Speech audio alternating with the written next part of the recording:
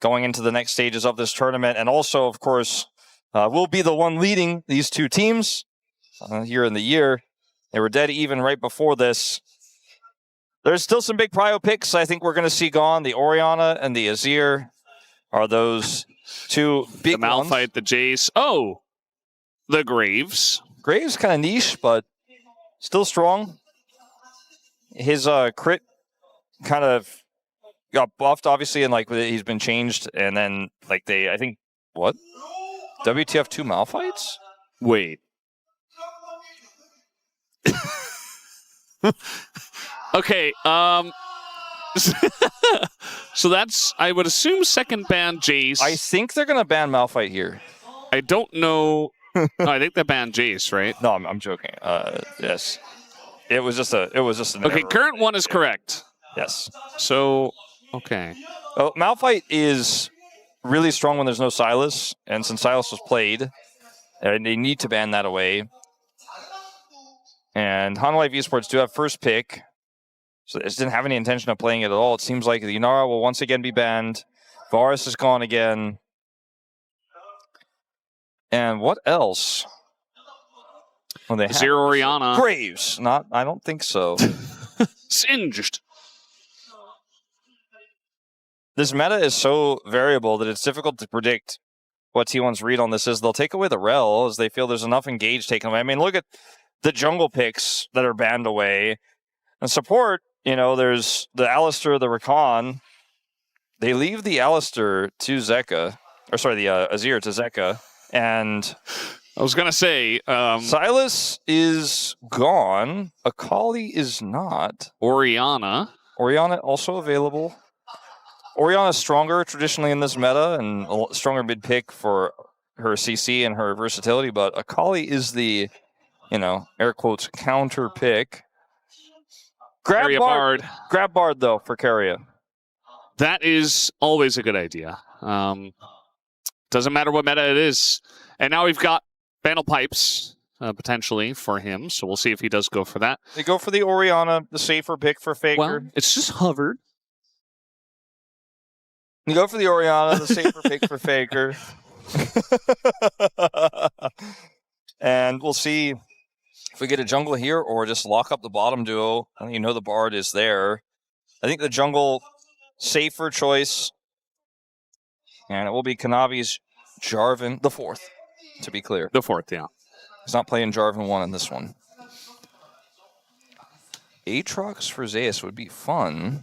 However, this would be blind. It is very strong. A lot of different builds coming out, but going to look for the Renekton, which is a much safer blind pick. Yeah. It's Renekton, Azir, the choices. Oh. Okay. So we didn't really have a plan there, but we cycled through and ultimately came up with the Rek'Sai, which works well with this comp so far. Thinking about Diana. Will we throw it into the jungle? I know there's a lot of Diana enjoyers right now. I just don't know if she is quite pro-playable, pro-viable. And we know Owner loves his Nocturne. And Nocturne with an Orianna, that's something different. That's next level. Yeah, also really get this. Bard Orianna, we've seen actually T1 specifically have been really good at setting up combos with that. Which makes sense. I mean, his carry is Bard. And they are like, no Renata in this lane. It's decent into the Bard. It's really decent into the setup here for this composition. Bard Ezreal not going to be on the cards. Varus is already banned. I wonder what else they're concerned about here. We don't know what their pick is going to be just yet for Guma either. Yeah, kind of got to go down the list. I mean, there's Ashe available. There is Sivir. Jhin could be another big one. I feel like Sivir is what you probably want to ban here as T1. Take away the Ashe that he had an incredible performance on at the World's Finals, where he did secure MVP. Mm-hmm.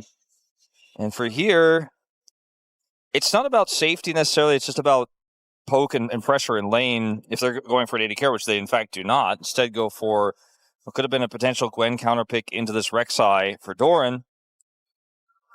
Does Doran just play a tank here and they look for a scaling carry, or does he try to play through top side here with a strong side lane champion for the Nocturne? I kind of like the strong side lane champion angle. They'll deny the Sivir first, so they could save that counter pick.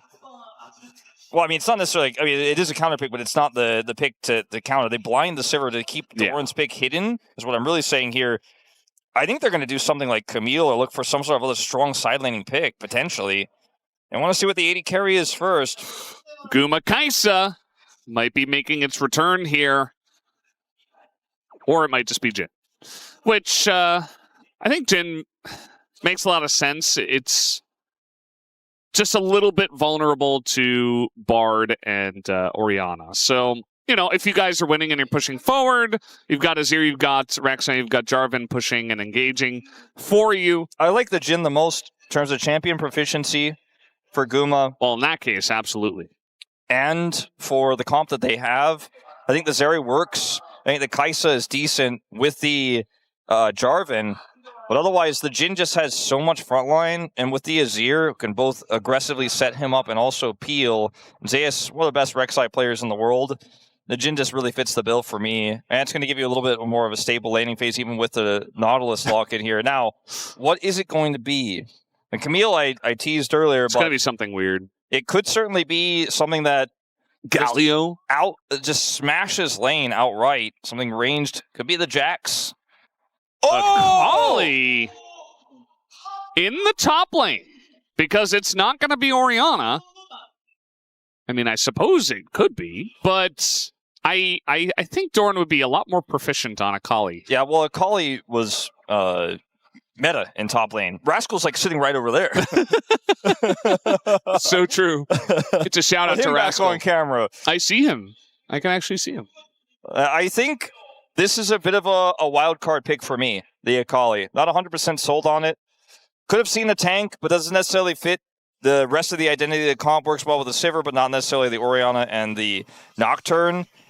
And it's another ball carrier, arguably, with Akali being as hard to lock down as she is. You know, sure, you have the the Nautilus, but the Nocturne makes it so difficult to actually see where she's coming from, what angle she's taking, and that paranoia gives you so much frustration when you're trying to deal with this champ if she's fed. That's an if, though. We don't know how this game is going to go. I think the volatility of this draft for T1 just went up massively. The rest of this, stock standard. I mean, it's carry a Bard. You know, it's Faker, Owner, Orianna, Nocturne. Doesn't get more standard than that. But the Doran, top lane Akali, going to have to prove something here to us. Definitely will have to. Feels like comfort along the board for the rest of them as we jump onto the rift for game 3.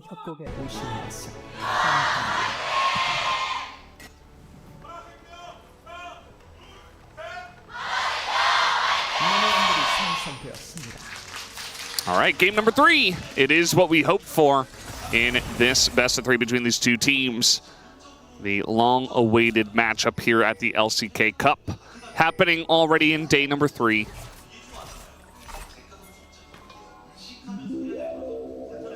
Whoa. Delay's making weird noises again. Or is that Bard? That is Bard, actually. I think it's Bard. Yeah, no, that is Bard. For some reason, I thought that was Nautilus. We're being pulled through the map here. Pays is just fine. But it looked really strange. Yeah. A couple of heals being thrown either way. It's not the end of the world. Although Delight might... Oh, that was pretty close. Guma looking for the 4th shot. Yeah. Pressure is on. And Keria is going to be the one who does eat that shot, including the grenade on top of it all. Guma does take a little bit of harass on the backside of this, but not a big deal, I would say. Trying to rush for level 2, and they will get it. Yeah, another hook is going to come down. Pace still does not have a spell shield. And they're just being harassed out at level 1. I mean, Keria's backing already. Yeah, I mean, imagine taking Kaisa here instead, you know what I mean? Yeah. Like, Jhin is real. Another hook would have landed, and Pace has to flash it. Yeah. So he finally hits level 2. So this is a great start for the HLE bottom lane in this 2v2.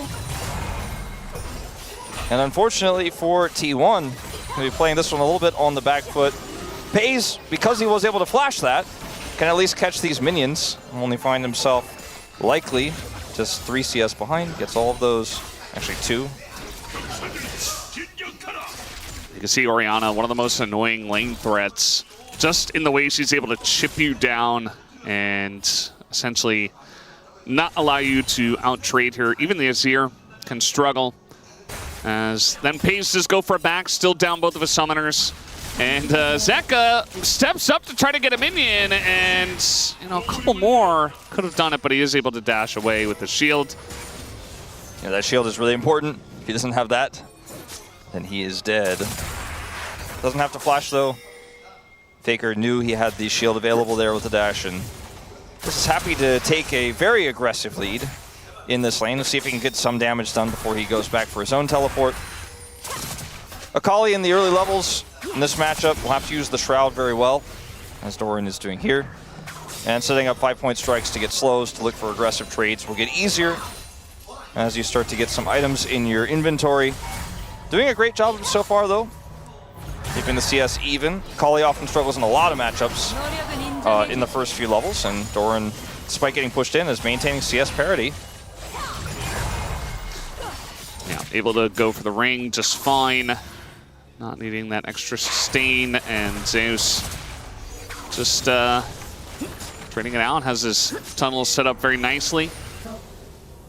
And the mid lane, you see that Zeka was able to get it back, was able to run back in with a refillable, and should be okay from that harass. Delight's gonna briefly head mid here to look for a potential gank. Kanavi's going top side as well. Not going to commit, but see if maybe Delight can flash. Oh, Faker is not going to step up too far. Could have been an interesting angle there with the extra freedom they had on the bottom side. FaZe has this wave in a really nice spot. Yeah. Saw that Guma just got back and had to kill one from range, so it's just FaZe trying to do his best to catch up and farm, as he was put behind after having to flash and not having a spell shield early, and all of the shenanigans that Delight put him through. I'm curious to see what this Nautilus is going to do in this composition. Obviously, the engage is very good, but you would assume that Team 1, as long as we're in kind of an even game stage, should just be looking to pull the trigger first with the Nocturne and Orianna. I think that will often be the case here, but if they are unable to get a crisp setup as Faker... He's definitely going to pull the trigger here. Zeus, or rather Zeka, easily able to dodge that one. And even takes a better trade on the back of it. Although, he has 6 himself, but he doesn't have mana. Yeah. And Owner comes in just to say hello. That was and do absolutely nothing else. Quite a fine line they were walking as here comes Kanavi. Oh, very nice spell shield. And Delight's down his flash now. Kanavi trying to make something of this, but I think this is going to be short-lived. But I was going to mention, in some ways T1 have the ability to pull the trigger first, but they are also playing a Sivir composition where they can use these tools defensively. They can zone with the Orianna ultimate, they can use the Nocturne Paranoia to get FaZe into a better position, play defensively. As Hanwha Esports have their own great engage. They have a Rek'Sai, they have this Nautilus, and obviously the Azir's Emperor's Divide can be difficult to outplay as the relatively immobile Sivir. So this is going to get really interesting. Is Keria? He has Smite, and he's not going to be able to hit it, though.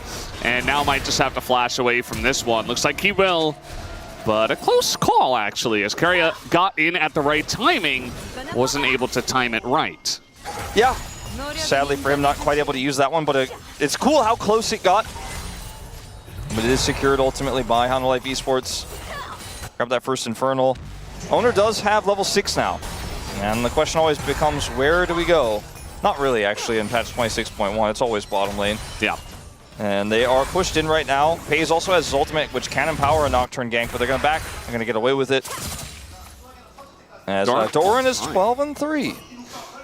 Don't really associate him with this pick, but... Yeah, it's not his first rodeo. And, yeah, I feel like, Doran also... Oh, there's the combo, by the way. As you said, it was bot lane, but they go straight to mid and interrupt the dash. First blood given on over to Owner's Nocturne, actually. So Zeka not able to flash out of that one and does pay the price. Owner spell shields the Emperor's Divide. Not that it would have really impacted too much there. Faker's going to look to grab a plate here, but will be pushed away by Kanavi. Delight's also here. They see him. Nice sidestep. Yeah, Faker's been really on point with his sidestepping tonight. Remember, he dodged the ball Baker from Kanavi's Vi in game number 1 on the rise. As Pays is playing some kind of bullet hell game. So a kill goes over to T1, and the bot lane leaves, so that leaves mid to set up here with the Orianna Nocturne, oldest trick in the book. And watch the Emperor's Divide, spell shielded. Owner is able to secure the kill as a result. Might have forced a flash out of Faker if he was able to push the Nocturne back, so it's a really important spell shield, although relatively easy to hit if you know exactly what you're looking for, as Owner does. And that's T1 on the board. Despite losing that dragon, they have a pretty hefty lead in terms of the farm advantage they have for the Akali. The Orianna has that assist and a little bit of farm advantage herself. Not to mention the jungle advantage that Owner has with the kill. Yeah, I mean, that's sometimes what you get when you're laning into just sponge tanks that sit there and they sustain forever, and you can do a ton of damage to them, but they're never going to die at the same time. And you just essentially get to free farm. So Doran's really enjoying his time. Nice little stun from Karia's Bard. As all-time Owner, 33-6, as he's 84.6%. This pick for me has kind of become more iconic than his Lee Sin. I don't know if he has I don't know to compare the games and like the win rate. I don't have that in front of me right now, but still, like I just associate him more with this pick at this point. Well, we got a little gank brewing. Kanavi has been such a menace trying to deal with this, but at the end of the day, Karia gets over, lands the stun, and Pays throws up an ult. Yells into the ether, and didn't necessarily need that, but wanted to play it safe. Kanavi did not have Cataclysm available just yet, and when Karia gets on top of him and stuns him, that's just kind of the end of the deal for that one. Does end up backing away. As we just keep watching this matchup where Doran is having more and more fun, despite the Hex Drinker there in the inventory of Zeus. This is why every single laner that you see into Rek'Sai just has a bajillion damage at the end of the game. Yeah. Because Rek'Sai stands there and takes all of the damage, but then heals it all back. Yep. So, you know, it's not like she's avoiding any of it. It's not like she's taking less because she has inherent tankiness or like a shield. She's just sitting there and sustaining it all. And it's very annoying. This is a really good ward here for Faker, so he is not under any threat despite being flashless, as Kanavi is relentlessly looking for They're trying to do it again, angle. Trying to do what, sir? The Orianna Nocturne. I mean, oh yeah, Owner is right there. And I mean, they don't have to commit here, but Delight is in trouble, and that's why this may actually force some reaction. And that it's a lot of prio gained for the dragon. It hasn't spawned yet, but unfortunately, Kanavi has just come up empty on both attempts now, back to back. Zeus is like, I can do a thing. No. I am real. I do things except healing. I wonder how much of Doran's gold is from killing tunnels. Slick backflip CS. I'd say probably at least 50. Yeah. I think that's a pretty accurate estimate. Yeah. Does force Zeus to go for the Hex Drinker early, so it's going to delay his build a little bit, but... Okay, let's see. Oh, there's the Gunblade. Yeah, the Gunblade tech here. Gonna go straight back to the top lane, but his TP is coming up if he needed to come down here for this one. Let's see if they can set up the combo again with this Nocturne Orianna. Spell shield out. Owner in a very awkward spot, but he's able to dodge quite a lot and survive. The whole team is in there. He has to go in. There's no combo with Faker just yet, holding on to that shockwave. As in goes Doran, nice little knock-up from Zeus, but it does look like T1 are still in a good position. Zeus has to get out as the flash over the wall. Doran getting in there onto Kanavi and should eventually be able to win this one, especially with the help from his team. And Doran just going to collect that kill. Nice little fight from T1, although it started with Owner kind of out of position. Yeah, did not look great for him, but he has spell shield, and okay, Guma may have to flash. Okay, they're going to drop an ult here, and it's going to allow them to do a decent amount of burst damage, but it's not like they're going to get the kill or anything like that. Yeah, they didn't have any backup. I thought perhaps Owner was coming down, but he wasn't, actually. Faker taking a beating from all those soldiers, but he's able to calculate his way out of there. Won't get the empowered recall home. So Owner is out of position, air quotes, but he has Spell Shield. Spell Shield's a knockup. Unfortunately, there's a whiff there from Delight. Then he uses Paranoia to buy space here. Faker is pretty late to the fight, so doesn't actually really get anything with Shockwave. But this Akali is just so difficult to lock down. The Paranoia bought a ton of space. Kanavi's on the wrong side of the fight because he went for the kill onto Owner, or tried to, right? And failed, so he couldn't really rejoin his teammates. And once again for Hanwha Esports, it's just a little bit too split up here. And not only does T1 win this fight, but they end up getting a ton of money onto this big top lane carry. And now Doran is an even bigger threat in sides. Zeus was like sometimes getting on top of Doran occasionally, but now with Gunblade, I just don't ever see it happening. And the Dragon should go over here as well in the follow-up for T1 to put us at a 1-on-1 Dragon apiece. And for this setup here for Hanwha Esports, I think we're just going to have to see a little bit more coordination. They saw Nocturne, they pressed buttons to go in. Kanavi has definitely not been shy about engaging, but the rest of the team wasn't there for the follow-up. And yeah, here's another engage from Keria potentially. He's trying to Bandle pipe his way, his team's way into the victory with all that attack speed. Moving in as a unit, trying to take this blue buff away. And Kanavi, as you mentioned, he has not been shy about ganking, about engaging, and now he's just going to die. Has the rest of his team behind him. Big Nautilus ultimate onto 2, and a 3-man scoop from Zeka, but does it matter? As Guma trying to do some damage on the backside, but doesn't have enough at this point in the game. As Faker getting pretty low, maybe able to take him out, but no, the shield comes down, and Faker just walks it off. Pace is going to be tagged. Actually, Keria gets in there, and Zeka somehow died up top as well. And things are getting very silly, but very silly in favor of T1. I mean, when people are talking about game time and faster games here on this patch, maybe the game time itself on average in solo queue games isn't shorter, and even in pro it might end up being relatively close, but it's small advantages you get that allow you to just group up like this as T1 and be like, I'm taking everything, by the way. And what do you do as Hanwha Esports here? You try to look for the engage, get burst down. The Nautilus ult here is decent. The Zeka ultimate is phenomenal, but there's no damage. Guma in stasis because of the Bard isn't able to get that follow-up damage. He's probably super frustrated with how this fight went because he misses here as well. Faker speeds up, is able to get out of the ultimate. Keria comes down to block for Pays. Zeka is getting rushed down in the melee. He's sitting on a Nashor's tooth that does not quite have the damage to clean up the fight after the Emperor's Divide.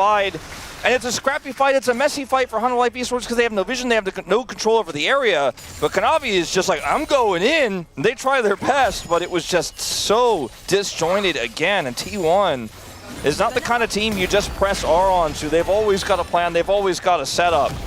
And now the lead they had has ballooned into 4.5K. Yeah, it's definitely something we've seen in the past before, that Jing can struggle into Bard, and I'm glad he called out the stasis because Guma, if he's there in the back and he's actually dealing damage during the sweep, during the Emperor's Divide, like maybe that looks a little bit different, even from behind, but it just wasn't meant to be. Just the little things give T1 the favor, even after a big play from Zeka. And that was a fight without top laners, essentially. I mean, they were just fighting up in the top lane, and yeah, just in the 4v4, able to take it very one-sidedly, and might be looking at another one-sided game, trying to set something up here on a Faker, perhaps, as there was a guy in the bush, but guess who's also here? It is Owner. Yes, Delight's here. It is going to be Delight, and Kanavi coming in from the jungle. There's the big sweep, as everything being thrown at Faker, and they will get it done. But now Owner, pretty fed in his own right, able to take the one kill, and here comes Doran, the real threat on the team, as Zeus desperately trying to deal the damage into Owner. There's the ult forward, gonna try to get into the Rift Herald, not quite able to, but does summon it as Pays and Guma make their way over, but Guma already pretty low. And that's gonna force HLE back with the Rift Herald also pushing. I mean, this is just not a win for Hanwha at all. They end up trading even, but the charge comes through, Sakali shows up, and they even get an additional plate on top of the charge. And there's just no angle here. They're looking for Pays. Oh, just a bit too short. I mean, that was never going to work out. It feels like HLE are clutching at straws as Doran trying to flash and take out Guma. Instead, he'll have a slice of Zeus and a slice of Guma. And on top of it all, takes out Kanavi, takes them all three down. And now Doran 5-0 in this game. I mean, Hanwha Esports are backed into a corner by T1 time and time again in this series. You know, in that fight next to Dragon, and this fight as well, it looks like, okay, Delight's like, well, I got to make something of this. They set this up, the Emperor's Divide hits, but the follow-up is just not great. And again, Carry is here with the stasis to buy space against Kanavi in live, nearly. Looks like Zeka killed Faker in live. And then from here, you're like, okay, we got Owner, but we can't really do anything else here. Pays is here, he's full health, and they've got the Silver Wave clear. The charge comes through from Doran, and what happens here, it gets even crazier because they're like, maybe we can make something happen on the Pays. They overextend here. The turret is dead, as... okay. We're not even going to get to see it because in the replay, there's more kills happening. Not just to champions, but to turrets. And Doran hit 6 and 0. Zeus thought he was tanky. I guess not. Hanwha Esports definitely decided they were going to send it this game. He almost died of that turret. Yeah, you know, especially that re-engage on a Pays when he's got barrier and spell shield up, like that is just never going to work. And then especially like Doran, not in the face of the Akali. Yeah, Doran is like, all right then, so I guess I kill all of them. And then he did kill all of them. Look at his items. And he's getting even more gold. Like, you talked about getting incremental leads and how good teams are doing it. I mean, Zeka might just be dead. Dodge there. Even the Zhonya's to come out, and Doran never even got turret aggro. He's still just dancing around, and he's going to be able to dodge away from this one for Owner to come in and clean up. And he might as well, as that'll be the one. It looks like Delight has his flash for now. And T1, they were playing with their food in game 1, or rather 2, but now they're really playing with it as at least Kanavi is able to get the shutdown, and that turret's somehow still alive, and Kanavi's still going to die. Well, this game is looking pretty over, Valdez. I think Faker just dies again, by the way. Yeah. Everything's going right, except Faker keeps dying in the side lane. It's okay, it's fine. He might, actually, he does live. Okay. Zeus can only sense him, but he didn't have any burrows set up to chase. Yeah. Okay, well, this Dragon is kind of like, hello, I'm open for the taking T1. You guys have some prio. We're like, now I like to kill the objectives that are controlled by players. As you mentioned, Doran is able to absorb, or rather avoid, turret aggro this entire time. Gets the backflip away. Carrier shows up. The Nocturnal comes out. They re-engage onto Zeka. Doran just layers in damage after damage after damage. Rooted, but again, no turret aggro here. In live, they are taking the Dragon. Finally, they're able to take Doran out. Pays is like, cool, but you have no turret. So I'll take the jungler, who continues to send it. But at this point, I mean, who could criticize Kanavi for trying to make desperate plays? Yeah. This game is certainly over. If you're playing Jarvan like you're, you know, Olafs that get behind and they press their R button and then they run away. Like, if you're playing Jarvan like that, you might as well just surrender. So, nothing on Kanavi. It's just looks a little silly. Kanavi just like cataclysms the minions. He's like, stay away from our base. Defensive cataclysm. I'm defending the base. Don't. Yeah. You can't walk out of this for a few seconds. Look at all those plates they got in the bottom lane, too. It's a lot of money that they have collected. They have 3 grubs for this as well, you know? Uh-oh. Well, at least Zeus is here, and I think that should be enough to hinder Doran. Or maybe not. I don't know. It's a ton of damage, and he gets the kill! And the Cataclysm kind of looks defensive, but it's not helping anyone. And Doran picks up yet another one. Did have his streak ended by Kanavi, so maybe a little bit personal there. Yeah, perhaps. I don't know if he's really too bothered by it, as Zeka has TP, but I don't know if he should use it. Maybe he should just, you know? Yeah, Guma is extremely dead. Like, you cannot emphasize how dead he is more than that, as a nice shockwave comes in, gonna hit Zeka, and, well, yeah, Carrier goes in for the kill. Delight goes down, and Zeus is very tanky, but not against this team, not when you're down 10,000 gold. And they really wanted to dive that, but Zeus does end up actually getting away. Stops the Baron take, I suppose, with that one. You mean delays the Baron take? Yeah. As they will it momentarily. Start it. Yeah, I mean, technically they did stop. Yeah. And then started again. So, I mean, like, the delay is correct, but also the stopping is correct. Yeah. And, like, what do you do now as Hanwha Esports? This game is surely lost. It's a lot of confident plays from Hanwha, but some misjudging of these skirmishes, right? And it was in game 2 a similar situation, right? Like making that call to go in onto the Sylas, looking for that type of scrappy fight with Xin Zhao there as well. Really going on to the Xin Zhao more than the Sylas, even though they had the Ignite, as was pointed out by the desk. And then in this game, I mean, not this moment, because I mean, from here, like, there's literally nothing you can do. And Zeka gets shockwaved, he just TP'd in. Doran's on top of him, Keria gets the kill. But it's some of the early to mid-game fights where they tried to force it and they just fell flat on their face that leads to this position we're in now. That fight on the Dragon in particular was really the backbreaker where Guma got stasis, and they tried to force that fight instead of like slow playing it, and it just is not working for them. Pays is on 3 items, 0 deaths. POM, interesting conversation to have after Doran's Kali game here, but I think it's probably just going to be owner for me. Yeah, I think that's fair. I think that's very fair. After what we've seen here in 3 games. Well, it feels like almost 2 full games because this second and third games have kind of just been solo queue stomps. Like, this has not been what we expected after that very tense HLE victory in game 1. Although, I don't know. Because very good at snowballing are our best teams. You can get a lot of plays in this one. As not quite able to make the combo work that time around, but able to stasis the turret at least, and Owner still has his flash, so he's able to get away, and that might just be it. As Doran doesn't see damage with 1 tick of his ult, and he's still getting in there, has his Zhonya's now, gets another shuriken, and just dies. So at the end of the day, not the cleanest dive, but I don't think T1 care. Well, I think that's the end of this push, though. Is it? I mean, okay. Able to get over the wall. Pays able to block most of that. Is no, no, Guma, no! Guma! No, no. Just leave. Just clear the way. Okay. Well, T1 still won the fight, I guess. Maybe. Oh, Keria's ganking him. Oh, no. Once the best of friends. Now enemies on the rift. Look at Guma's face as well. That bought some time for some respawns. The inhibitor falls. Yeah. There's just no damage here between this Nautilus and Jarvan, so low health bars means that T1 will stop the push. I think if they had played a little bit more carefully, the game would probably have ended.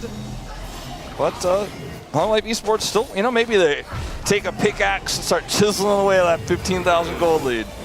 Delight? Okay. Well, he has done a good job of delaying the backs. TP. That's a nice little tunnel from there. Zeus, I mean, he wants to maybe... They haven't powered recalls, but yeah, I mean, the amount of damage that Pace does at this point in time is kind of insane, guys. Oh man, the stasis as well on the TP coming in, and the follow-up combo really just dunking on them now. This is not looking pretty. It is. You're a T1 fan, of course. So funny to watch like a bruiser try to kill a Fed 80 carry in this meta. Like, I'm gonna kill him, and Pace walks away backwards. Almost 3 times. Like, no, you're not gonna kill me. I mean, with the build here from Zeus, it wasn't gonna last that long, but he's been laning into an Akali. So that lifeline, you know, on the Maw, the magic resistance isn't gonna really be doing any favors there. Yeah. Well, I mean, I guess they do gold. Is it the same push as the last one? I mean, I don't think so. I think this is technically a new push. It feels like version 2. You could like push, you know? Try to like connect the dots and say it's the same push, and in fact, they're not going to end because Zeka respawn. Because there's a dragon sitting there saying, "Hey guys, that dragon right over here." Multiple dragons this game have kind of been trying to remind T1 that they exist, but T1 has eyes only for Baron and for Hanwha Esports players. This is just a very heavy set of wallets. Yeah. 10-ton wallet. 10-ton wallet. The combo comes in. And Owner's alone, by the way, but it doesn't seem to matter. I mean, they just don't have any damage, and everything in the kitchen sink is thrown at Doran. All right, now going 1 by 1. Yeah. Again. Maybe Hanwha Esports can win 5v1 5 times. Oh, they almost got through Faker's shield there. It was pretty funny at first, T1, but like, you know, let's take the dragon and let's focus up, you know? That friend, he just keeps repeating the same joke. It's like, yeah, I mean, it was funny, but like, come on. We've heard it before. Como was actually going to tell you guys you could skip review for this series for tonight, but now it's like, you know, you've raised his ire a little bit. Yeah. He's probably going to be like, all right, we're going to do an extra interview as well. Two players like, no, not the interview. Laps around the stadium later tonight. You've earned it. All right, well, surely this push ends the game. Version 3, same push. I mean, double super minion waves, not synced, but eventually showing up. Doran shows up as well with the Zonias. At the ready. Good luck with the defense. Hanwha Esports. Oh, that's going to be the engage once again. They find Guma, and he's got a target on his back. Down he goes to the Nocturne. And now, with a lot less tools to take down Doran, he can do whatever he wants. And the long-awaited end of the game is right before our eyes. Down will go the Nexus. This one only 28 minutes as T1 absolutely demolished HLE in game number 3. And it was not close at any point in time. As down it goes. T1 take the 2-1 tonight. I mean, in game 1, Paze was caught multiple times. Hanwha Esports punished him.